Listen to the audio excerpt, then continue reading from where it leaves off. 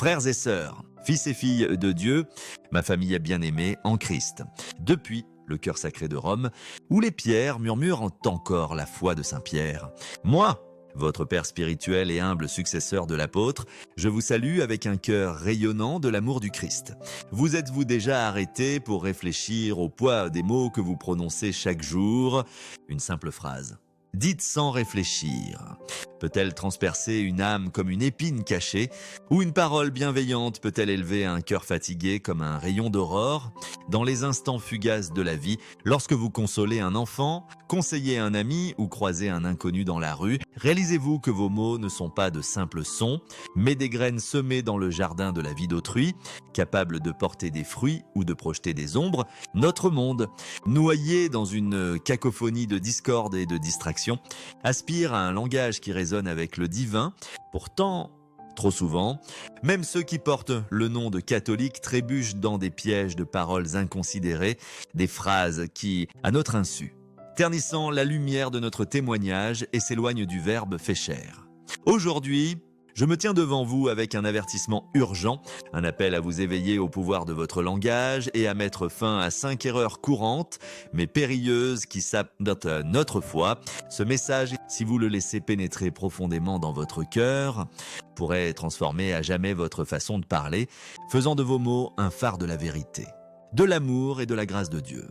Comme le proclame Jean 1,5, la lumière brille dans les ténèbres et les ténèbres ne l'ont pas vaincue.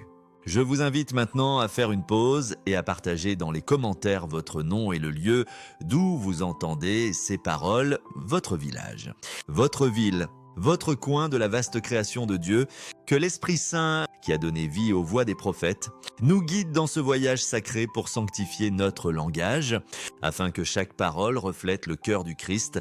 Joignez-vous à moi maintenant, avec des cœurs ouverts, alors que nous entreprenons ce chemin pour purifier nos langues, veillant à ce que chaque mot que nous prononçons brille comme une lumière dans un monde désespéré par la vérité du Christ. Permettez-moi d'abord de vous raconter une histoire. Lors d'une visite pastorale dans une humble paroisse à Shanghai, en Chine, j'ai rencontré une jeune femme nommée Mei, dont l'histoire est un phare d'espérance. La maison de Mei était autrefois un lieu de chaleur. Mais avec le temps, des paroles irréfléchies et des promesses non tenues avaient jeté des ombres sur sa famille. Des échanges durs et des engagements non respectés avaient laissé des blessures persistantes au bide. Comme des fissures dans un mur jadis solide, un soir, inspiré par une homélie sur la sainteté du langage, mais s'est agenouillée devant un petit crucifix dans son appartement, le cœur lourd de regrets, elle a prié pour la grâce de maîtriser sa langue, de prononcer des mots qui guérissent plutôt que de blesser.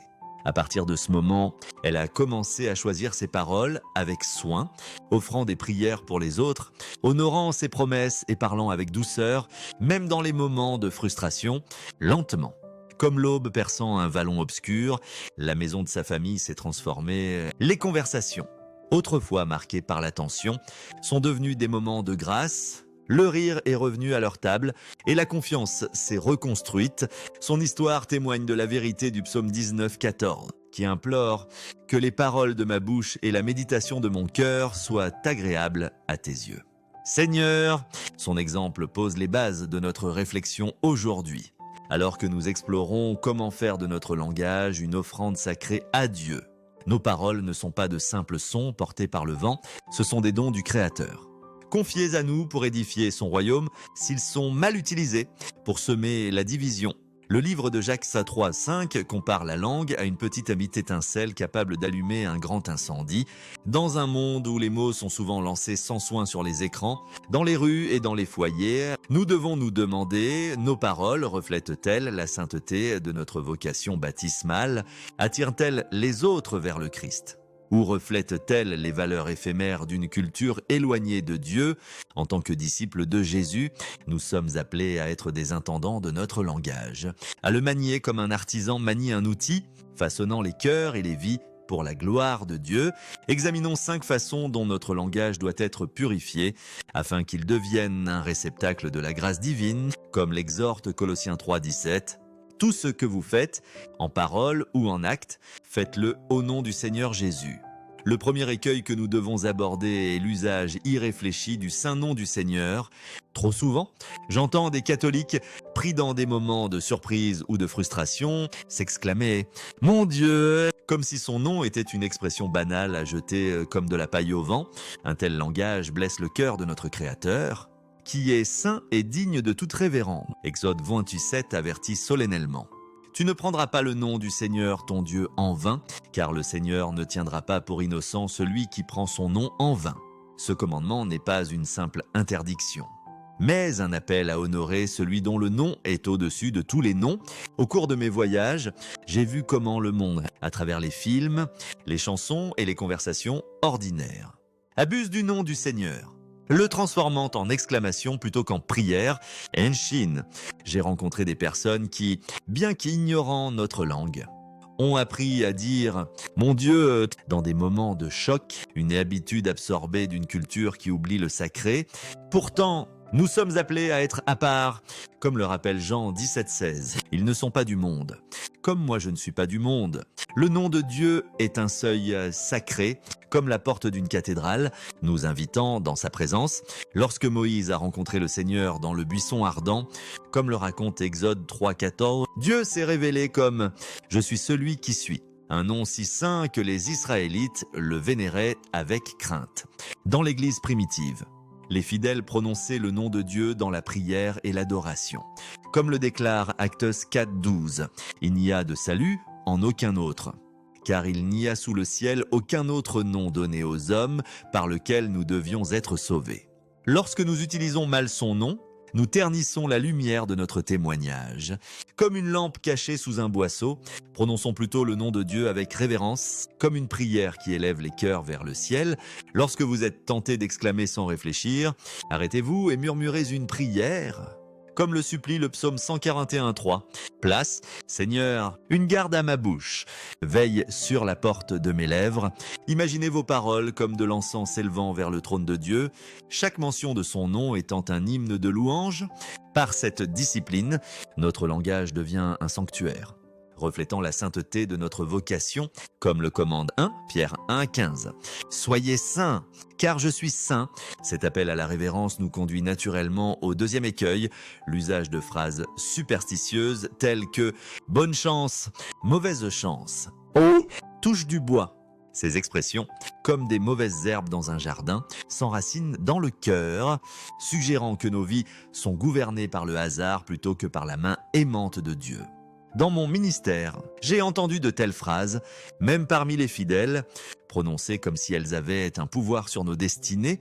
Pourtant, en tant que catholiques, nous plaçons notre confiance non dans le destin, mais dans la providence d'un Dieu tout-puissant, omniscient et tout amour. Matthieu 6:31-33 nous invite à nous reposer dans cette vérité. Ne vous inquiétez pas en disant « Que mangerons-nous » ou « Que boirons-nous » ou « De quoi serons-nous vêtus ?» Car votre Père Céleste sait que vous avez besoin de toutes ces choses. Cherchez d'abord le royaume de Dieu et sa justice, et toutes ces choses vous seront données par surcroît. Cette promesse est un phare, nous guidant à chercher Dieu avant tout, confiant que sa volonté est parfaite, comme l'assure le psaume 23:1. Le Seigneur est mon berger, je ne manque de rien. Les superstitions, comme celles des Jinx ou du fait de toucher du bois, proviennent d'une vision du monde qui nie la souveraineté de Dieu. Elles sont comme des roseaux fragiles, incapables de supporter le poids de nos espoirs. En Chine, j'ai observé comment de telles phrases imprégnaient même le langage non catholique. Un rappel de l'influence du monde. Un jeune homme m'a dit en riant qu'il touchait du bois pour éviter la malchance, sans réaliser que ces mots reflétaient un manque de confiance dans la sollicitude de Dieu. En tant que catholique, nous sommes appelés à être différents, à briller comme des lumières dans le monde. Comme le proclame Matthieu 5:14, vous êtes la lumière du monde. Lorsque nous faisons face à l'incertitude, tournons-nous vers la prière, comme l'exhorte Philippiens 4:6. Ne vous inquiétez de rien, mais en toutes circonstances, par la prière et la supplication, avec des actions de grâce, faites connaître à Dieu vos demandes. Imaginez votre vie comme un navire naviguant sur des mers tumultueuses, avec Dieu comme capitaine. vous guidant vers un port sûr. En remplaçant les phrases superstitieuses par des prières pour la faveur de Dieu, nous ancrons notre confiance dans sa providence. Le troisième écueil que nous devons affronter est le péché des promesses non tenues. Comme l'avertit Ecclésiaste 5.5, mieux vaut ne pas faire de vœu que d'en faire et de ne pas l'accomplir. Ne laissez pas votre bouche faire pécher votre chair. Et ne dites pas devant le messager de Dieu que c'était une erreur. Les promesses non tenues, même les plus petites, sont comme des pierres jetées dans un étang calme, envoyant des ondes de méfiance. Dans l'Église primitive, les apôtres étaient connus pour leur fiabilité, comme le décrit Actes 2.44.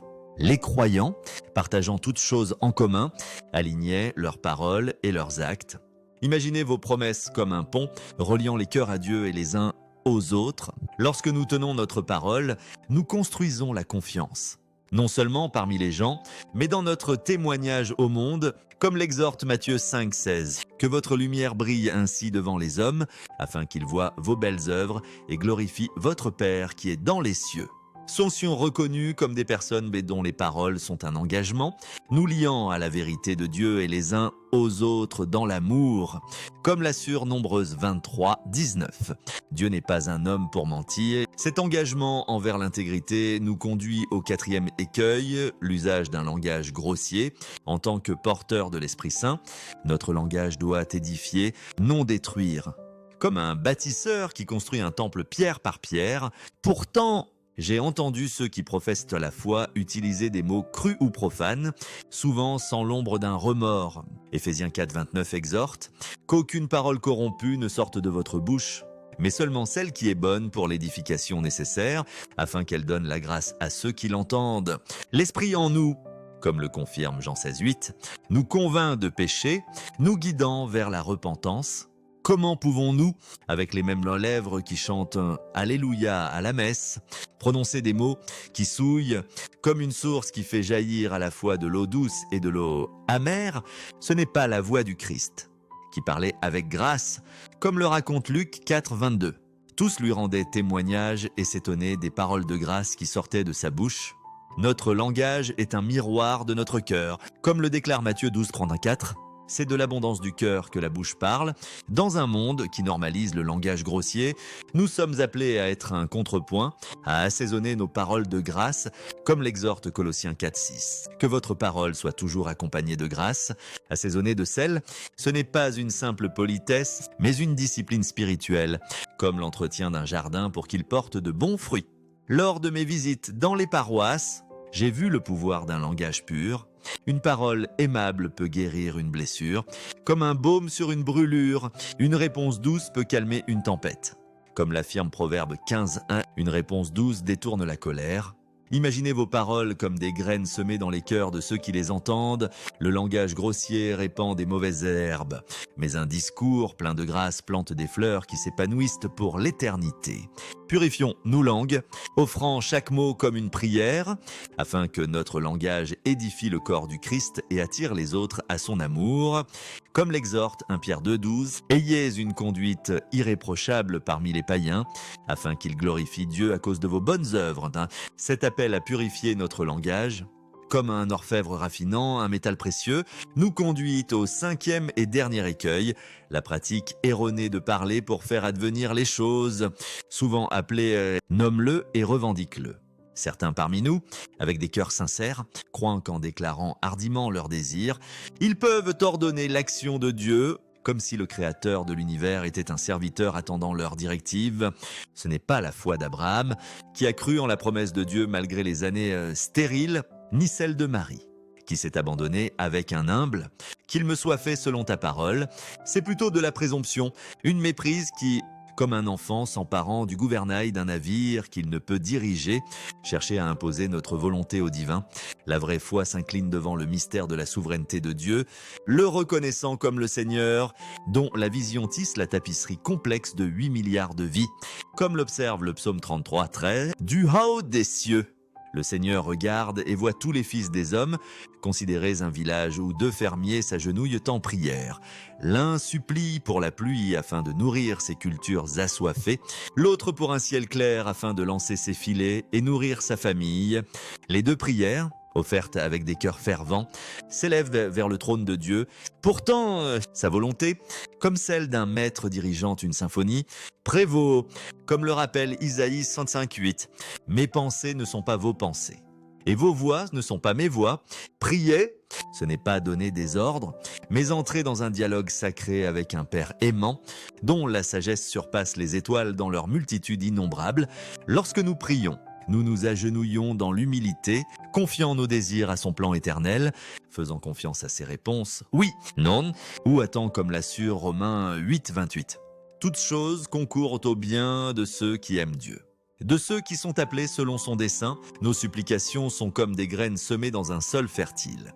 Leur croissance dépendant des saisons ordonnées par Dieu, les épreuves, elles aussi, ne sont pas de simples obstacles, mais des fils dans le métier divin, nous tissant à la ressemblance du Christ, qui a porté la croix pour notre salut. La vie de l'apôtre Paul témoigne de cette vérité, comme le raconte 2 Corinthiens 12:7. Afin que je ne m'enorgueillisse pas à cause de l'abondance des révélations, une écharde m'a été donnée dans la chair, un messager de Satan pour me souffleter. Paul, avec un cœur ardent pour Dieu, a supplié 3 fois pour être soulagé. Pourtant, la réponse du Seigneur n'a pas été le retrait, mais la grâce, comme le déclarent les versets 9 à 10. « Ma grâce te suffit, car ma puissance s'accomplit dans la faiblesse. » La réponse de Paul n'a pas été le désespoir, mais la joie. C'est pourquoi je prends plaisir dans les faiblesses.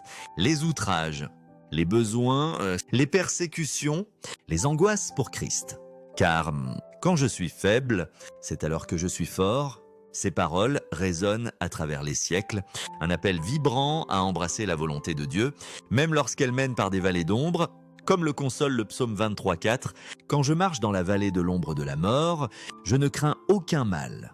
Car tu es avec moi », c'est le cœur de la foi, non pas exiger notre propre chemin, comme un voyageur égaré insistant sur une carte de sa propre conception, mais s'abandonner au cartographe divin, comme Jésus lui-même l'a montré dans le jardin de Gethsémani, priant dans Luc 22:42. « Père, si tu veux, éloigne de moi cette coupe. Cependant, que ce ne soit pas ma volonté, mais la tienne qui se fasse. » Imaginez la prière comme une conversation avec un Père dont l'amour est sans limite, qui écoute chaque murmure de nos cœurs, mais répond avec la sagesse de l'éternité, comme un maître artiste peignant un chef-d'œuvre dont nous ne pouvons encore contempler la pleine beauté, nomme et revendiquer et s'emparer du pinceau. Présumant que nous connaissons les traits mieux que l'artiste, la vraie prière, cependant, est un acte de confiance, une remise de nos désirs au pied de la croix, où le sacrifice du Christ parle plus fort que nos paroles. Comme l'exhorte Hébreux 12:2, fixons les yeux sur Jésus, l'auteur et le consommateur de la foi. Lorsque nous alignons notre langage sur cette humilité, nos prières deviennent une symphonie d'abandon, en harmonie avec le dessein éternel de Dieu, comme l'affirme Philippiens 2:13. C'est Dieu qui opère en vous le vouloir et le faire. Selon son bon plaisir, notre foi, mes bien-aimés, ne doit pas être ancrée dans la quête de bénédictions terrestres, comme pour suivre l'éclat fugace des lucioles dans une nuit d'été. Elle doit plutôt reposer sur la reconnaissance profonde de notre besoin du Christ, qui a porté le poids de nos péchés sur la croix, comme le proclame Jean 3,16, « Car Dieu a tant aimé le monde qu'il a donné son Fils unique, afin que quiconque croit en lui ne périsse point, mais ait la vie éternelle. » Le monde nous tente de chercher Dieu comme un moyen de prospérité, promettant confort et richesse comme mesure de sa faveur. Pourtant, le vrai discipulat embrasse la croix, non comme un fardeau, mais comme un pont vers la vie éternelle, comme l'exhorte Matthieu 16,24. « Si quelqu'un veut venir après moi, qu'il renonce à lui-même, qu'il se charge de sa croix et qu'il me suive. La croix n'est pas un détour, mais le chemin même vers la gloire. » Comme Jésus lui-même l'a enseigné dans Jean 12,24, « Si le grain de blé ne tombe en terre et ne meurt, il reste seul, mais s'il meurt, il porte beaucoup de fruits. » Notre langage, lorsqu'il est enraciné dans cette vérité, devient une proclamation d'abandon, un témoignage que la volonté de Dieu est notre désir le plus profond, comme le déclare le psaume 41. « Je prends plaisir à faire ta volonté. Mon Dieu, t'as l'œillet dans mon cœur. » Dans mon ministère, j'ai été témoin du pouvoir transformateur d'un tel abandon. Un père à Shanghai m'a partagé une histoire qui m'a profondément touché. Sa famille, mue par la quête du succès matériel, avait construit une vie d'ambition, leur maison remplie du tumulte des objectifs mondains. Pourtant, sous la surface, Il y avait de l'agitation, un désir de quelque chose de plus. Un soir, lors d'une retraite paroissiale, il a entendu une homélie sur l'abandon à la volonté de Dieu, ému par l'esprit. Il a rassemblé sa famille pour prier, non pour la richesse ou le statut, mais pour la grâce de faire confiance au plan de Dieu. Nuit après nuit, ils se sont agenouillés ensemble, leurs paroles passant des exigences aux offrandes, leurs prières devenant un pont vers la grâce de Dieu. Avec le temps, leur maison, autrefois une forteresse d'efforts, est devenue un sanctuaire de paix, comme le promet Philippiens 4, la paix de Dieu qui surpasse toute intelligence. Gardera vos cœurs et vos esprits en Jésus-Christ. Leur histoire est un phare, nous rappelant que la vraie prospérité ne réside pas dans ce que nous revendiquons pour nous-mêmes, mais dans ce que nous remettons à Dieu, comme l'assure Matthieu 6,33, « Cherchez d'abord le royaume de Dieu et sa justice, et toutes ces choses vous seront données par surcroît. » Cet abandon façonne non seulement nos prières, mais notre langage même, le transformant en un réceptacle de l'amour de Dieu. Lorsque nous parlons, faisons-le avec l'humilité de ceux qui font confiance à la sagesse de Dieu et non à la nôtre. Que nos paroles soient comme une brise douce, portant le parfum de la miséricorde du Christ à un monde las d'efforts, comme le décrit 2 Corinthiens 2,15. Nous sommes pour Dieu la bonne odeur de Christ parmi ceux qui sont sauvés. Rejetons la tentation de nommer et revendiquer, choisissant plutôt de nommer la gloire de Dieu et de revendiquer sa volonté comme la nôtre. Comme l'exhorte 1 Thessaloniciens 5,18, « Rendez grâce en toutes choses, car telle est la volonté de Dieu à votre égard en Jésus-Christ. » Dans chaque mot, reflétons le cœur de Jésus, qui n'a pas parlé pour tordre la volonté du Père, mais pour l'accomplir. Comme le déclare Jean 4,34, « Ma nourriture est de faire la volonté de celui qui m'a envoyé et d'accomplir son œuvre. » En sanctifiant notre langage de cette manière, nous devenons des collaborateurs dans la vigne de Dieu. Nos paroles, une moisson de grâce pour un monde dans le besoin. Comme l'affirme Éphésiens 2,10, nous sommes son ouvrage, créé en Jésus-Christ pour les bonnes œuvres que Dieu a préparées d'avance. Faisons une pause et tournons nos cœurs vers l'intérieur. Comme si nous nous tenions devant un miroir qui reflète non seulement nos visages, mais l'âme elle-même. Sommes-nous catholiques simplement parce que nous cherchons les trésors éphémères de ce monde, comme des voyageurs fatigués poursuivant des mirages à travers un désert, pour ne trouver que poussière et ombre? Ou suivons-nous le Christ parce que nous reconnaissons notre besoin désespéré de Jésus, le Sauveur qui a porté nos péchés sur la croix? Comme le proclame 1 Jean 4,14, le Père a envoyé son Fils pour être le Sauveur du monde. Portons-nous le nom de catholique par tradition, comme un héritage familial précieux, transmis mais intact par le cœur, ou embrassons-nous le discipulat parce que nous aimons Dieu de tout notre être cœur? Âme et esprit, comme le commande Matthieu 22,37. Tu aimeras le Seigneur ton Dieu de tout ton cœur, de toute ton âme et de toute ta pensée. Si votre foi vacille, comme une flamme tremblante dans le vent, tournez-vous vers le Seigneur dans la prière. Comme l'invite Jacques 1,5. Si l'un de vous manque de sagesse, qu'il la demande à Dieu, qui donne à tous libéralement sans reproche, cherchez-le dans l'Eucharistie, où sa présence coule comme une fontaine d'eau vive, comme le déclare Jean 6,35. Je suis le pain de la vie. De cette rencontre sacrée, que vos paroles jaillissent comme un fleuve, portant l'amour du Christ à un monde assoiffé d'espérance, étanchant la soif des âmes qui aspirent à la vérité. Notre langage est un dépôt sacré, un pinceau dans les mains d'un artiste chargé de peindre l'évangile sur la toile d'un monde affamé de sens. Dans l'église primitive, les paroles des apôtres, embrasées par le feu de l'Esprit Saint, ont attiré des milliers aux pieds du Christ, comme le raconte Actes 2,41, ceux qui accueillirent sa parole furent baptisés, et il s'ajouta ce jour-là environ 3000 âmes. Que nos paroles soient elles aussi un phare, guidant les âmes perdues vers le port de la miséricorde de Dieu, qu'elles soient une mélodie, résonnant avec l'harmonie du ciel, comme l'exhorte Matthieu 5,16, que votre lumière brille ainsi devant les hommes, afin qu'ils glorifient votre Père qui est dans les cieux, dans vos foyers. Réunissez-vous en famille autour d'un simple autel, un crucifix, une bougie, une image de la Vierge Marie où vous priez le chapelet, confiant votre langage à l'intercession tendre de Marie, comme un enfant reposant dans l'étreinte aimante d'une mère. Enseignez à vos enfants à parler avec vérité et amour, plantant des graines de foi qui fleuriront pour les générations, comme l'exhorte Deutéronome 6 et 7. Tu les inculqueras à tes enfants et tu en parleras quand tu seras dans ta maison, quand tu marcheras en chemin. Dans vos communautés, soyez une voix d'espérance, un héros de paix, comme le proclame Isaïe 52, qu'ils sont beaux sur les montagnes, les pieds de celui qui apporte de bonnes nouvelles, qui annonce la paix, que vos paroles soient comme une pluie douce, nourrissant la terre aride des cœurs endurcis par le doute, les attirant à la source éternelle de l'amour du Christ. Alors que nous nous tenons à ce carrefour sacré, engageons-nous à transformer notre langage en une prière vivante, un témoignage du Dieu qui habite en nous. Dans chaque conversation, voyons le visage du Christ dans ceux à qui nous nous adressons. Comme le rappelle Matthieu 25:40, « Tout ce que vous avez fait à l'un de ces plus petits de mes frères, c'est à moi que vous l'avez fait. » Lorsque la colère nous tente de parler durement, rappelons-nous la patience de Jésus qui a prononcé des paroles de pardon même sur la croix. Comme le rapporte Luc 23:34, « Père, pardonne-leur, car ils ne savent pas ce qu'ils font. Lorsque le désespoir pèse lourd, proclamons l'espérance de la résurrection. » Comme le prie Romains 15:13, que le Dieu de l'espérance vous remplisse de toute joie et paix dans la foi, nos paroles, sanctifiées par la grâce, peuvent donc devenir un pont entre le ciel et la terre. Un chant de louange qui résonne pour l'éternité, comme le déclare le psaume 145, car une génération célèbre tes œuvres à l'autre, elle raconte tes hauts faits. Unissons-nous maintenant dans une prière, élevant nos voix comme une seule famille en Christ, Dieu tout-puissant et éternel.